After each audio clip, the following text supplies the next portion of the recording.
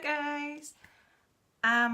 Today, if it wasn't enough for me to do a 40-minute April update yesterday, I left something out. So I'm just doing a little addition thing. I usually do a segment about TV that I watch, and I forgot to put that in. There's only a couple of programmes that I wanted to talk about this month, so not too much, but I just wanted to have it complete and everything there, like I usually do, because I'm a bit of an anorak about that. One movie I forgot to mention, I'm sure I did, that I watched that I enjoyed. There was actually a few, but one that sticks to mind is Seeking a Friend for the End of the World with Steve Carell and Keira Knightley. I'm not a fan of Keira Knightley. I find her acting quite insincere a lot of the time, a bit annoying. It's just a personal thing. I know a lot of people really enjoy her, but to be honest, she was really good in this. I'd have probably preferred someone else.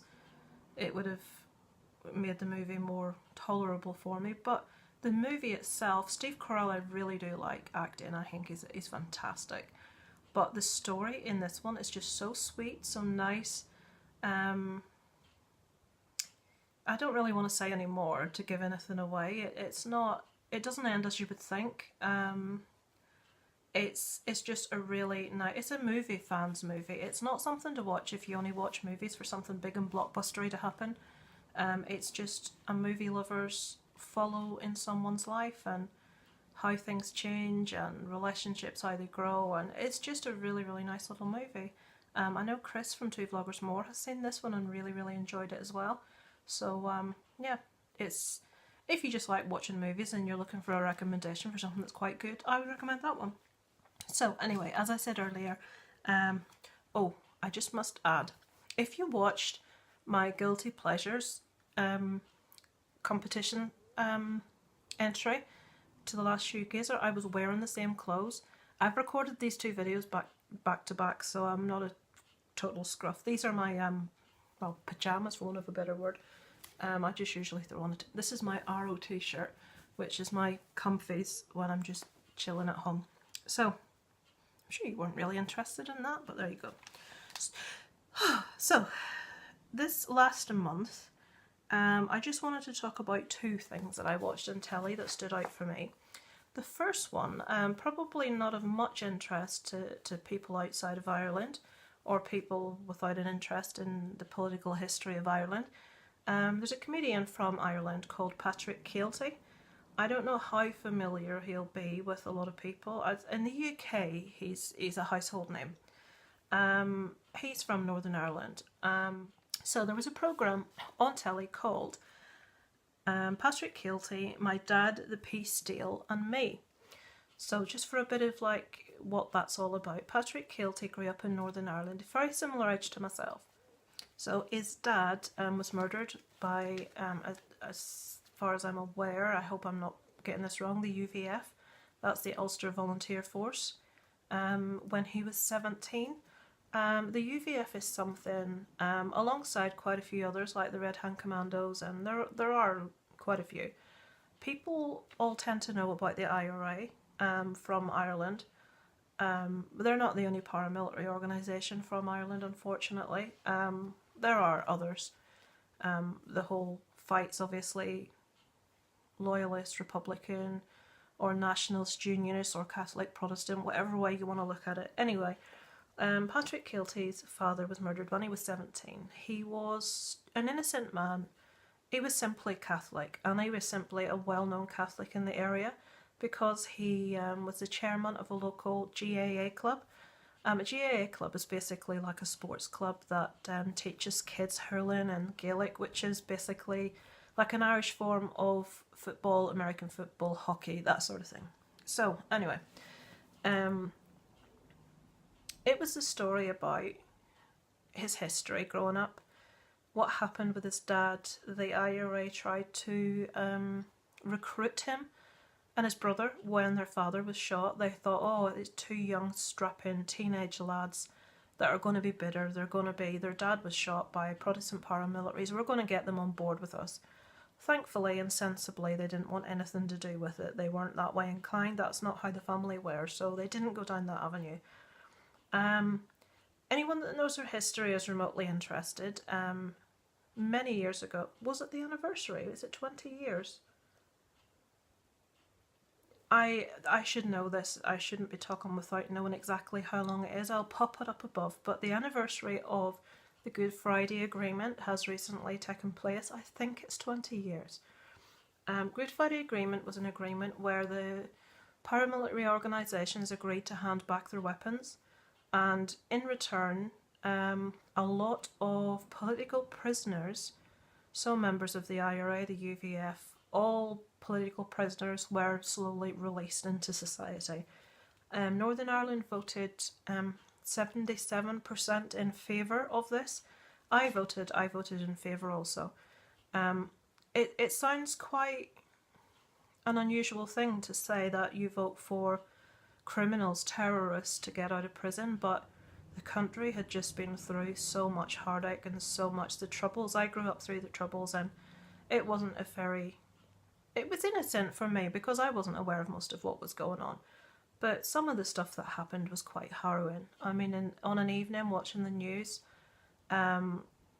usually started with, today a man has been shot dead, or so many punishment beatings has been here, or a bomb has been planted here. It was normal for our news to be like that, whereas other regional news programmes in England, Scotland, Wales would tend to have articles about little quaint village things, nice stuff happening. We would have just all sorts that wasn't even broadcast to the UK media at all. It was kept quite insular. It's been the case that the media only really wants to put out what they want people to know, and the history of the country is quite different from what a lot of people think. Anyway, I digress. So Patrick Kielty now lives in LA, as far as I'm aware. He's married to Kat Deely, and he came back to his hometown on the anniversary of the Good Friday Agreement, to see if things had changed from when he lost his dad, and interviewing people in the street to see what they think. Have the promises that was made by the politicians come to pass? Are people happy? Have things changed? All that sort of thing. And it was just really interesting from the point of view of someone that's grown up in that time. Very similar age to Patrick Kielty, and the different viewpoints of... They interviewed an ex-UVF commander who's now a politician. They interviewed basically the top politician in Northern Ireland at the moment. What's her name? Head of DUP, who signed so Theresa May, the Prime Minister of the UK, could come into power. Maybe my mind's blocking it because the woman's a complete and utter... Oh, I've just no nice words for the woman whatsoever. She came on, interviewed, and just made it very clear she was very bitter and very... I am not condoning in any way any terrorist, anything they do. All terrorists are scum as far as I'm concerned. It doesn't matter what their cause is, what side of the religion they come down on. But people on both sides of the divide in this country have lost friends, have lost family, have lost people, have had things happen to them, and both sides have been at fault. But Arlene Phillips, anyway, I'll have linked it above. She just wanted to make it very clear that she held one organisation responsible for all the history in the country and everything that's happened and all the bloodshed and all the death, when that just simply is not the case. And personally, as far as I'm concerned, to have someone in charge of the country at that level, she's basically top of the tree in Northern Ireland, and she's very clearly a bigot. It's not fair for there to be Catholics and Protestants living together, trying to get along, trying to get on with their life. I'm trying to find things that bind them together, trying to find similarities. And parties like, as far as I'm concerned, the DUP, they just do everything they can to just point out the differences constantly and drive a wedge between us. And it's just... I didn't mean to start talking about politics. I do apologise. But yeah, I watched that and it was really interesting because over the last few years, these kind of programmes don't tend to be on as much. And it was interesting to see a different viewpoint, see both sides of the equation. So yeah, I really enjoyed that. And the other programme, this is a bit gross. This is the sort of thing people raise an eyebrow at me and say, "What, you watched what?" It was on last night, I think, or the night before. It was called Obesity, the Post-Mortem. Right. Confession in advance, I am intrigued, fascinated by postmortems, by crime programs. Dr. G, Medical Examiner, is one of my favourite shows. I love it. When I left school, I wanted to go to uni to study forensic science and criminology. Unfortunately, scuppers were put in the way, so my mother would not let me go. I look back now saying that and it sounds ridiculous, but I was very naive for my age back then, and you basically did what your parents told you. So besides the point, I just find excuse me, the whole everything about the human body and how it works and trying to find out what's going wrong with it and postmortems and all that stuff, I find it just fascinating. And it was a postmortem on a woman, unknown unknown woman, who was clinically obese. Now, I badly need to lose weight. I need to kick up the arse, to be quite honest. But I remember watching an autopsy many years ago, and it's the only one thing that ever really frightened me. The person that was autopsied all these years ago was also a large person. Now, when I say large, they were considerably larger than me, but that's besides the point. But when you see the thickness and the layers of yellow fat within the body encasing the organs, and when you see what that's physically doing to your insides, and it's just smothering everything, it's quite shocking. And they cut this woman open, and they bit by bit took out every system, like the respiratory system, the digestive system, and they took it all out in bits and dissected it so you could see the changes that had happened to this woman's system. She had died of heart failure brought on by obesity, but they also discovered fatty liver disease. So she would have, had she not died of heart failure, went down the route of liver failure. And it was terrifying. Just watching and seeing, when they cut the woman open, there must have been about that thickness of yellow fat, and it just really brings it home to you what you're doing to yourself, just by eating too much crap. I struggle because I can't exercise in any way energetically, for want of a better word, with the health conditions that I have to be really, really careful. Even swimming can really mess me up for days and on end.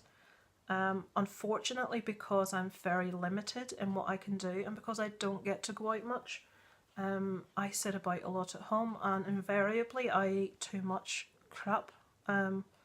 I like my chocolate, I like pasta, I like Chinese takeaways, and really I need to hit it on the head. I don't know why I'm talking about this to you, but really, if you can get your hands on that program, it's called Obesity, the Post-Mortem. It is fascinating stuff. It's just really sobering and really makes you think about what impact you're actually having on your body. It's one thing to look at yourself in a mirror and not like what you see, and just like with me, like when I see a photograph that someone else has taken, and I'm sure a lot of women will identify with this, and it's like, oh my god, to get a photograph I like of myself, I have to take it myself, and I maybe have to take 10 photographs before one's okay. And the one that's okay is the one that looks thinner than I am. I'm sure I'm not the only woman in the world that does that. But if someone else takes your photograph from far away, and I struggle even looking at it sometimes. But this program just totally made me think. I remember in the past watching a similar one, and it made me think the same thing, and again, totally sobering stuff. I had been intending to start on a lifestyle change. I'm not going to say health kick, because that's not what it is. To try and prepare for Disney next year, or I'm going to find it impossible otherwise. I really need to get the weight down a bit. Again, I'm discussing something I didn't come on to discuss, so I apologise. But yeah, I suppose if I come on here and if I put it out there, I have to do it. If I don't do it, people's going to say, that girl's just full of blether. she said she was going to do this and she didn't. So yeah, I think I'm doing this to put it out there so everyone knows that it has to be done and that that's the intention. So yeah, but this video wasn't intending to be about 2 programs. It's gone on, I don't know if I've paused it already, but it's probably gone on way too long. So yeah, I will go now. That's just a little end piece to my April favourites. 2 nasty programs about terrorists and fat people being cut open. There you go. What that says about my psyche remains to be said. Remains to be seen. Okay, I will go. It's over and out from Lacey Loves.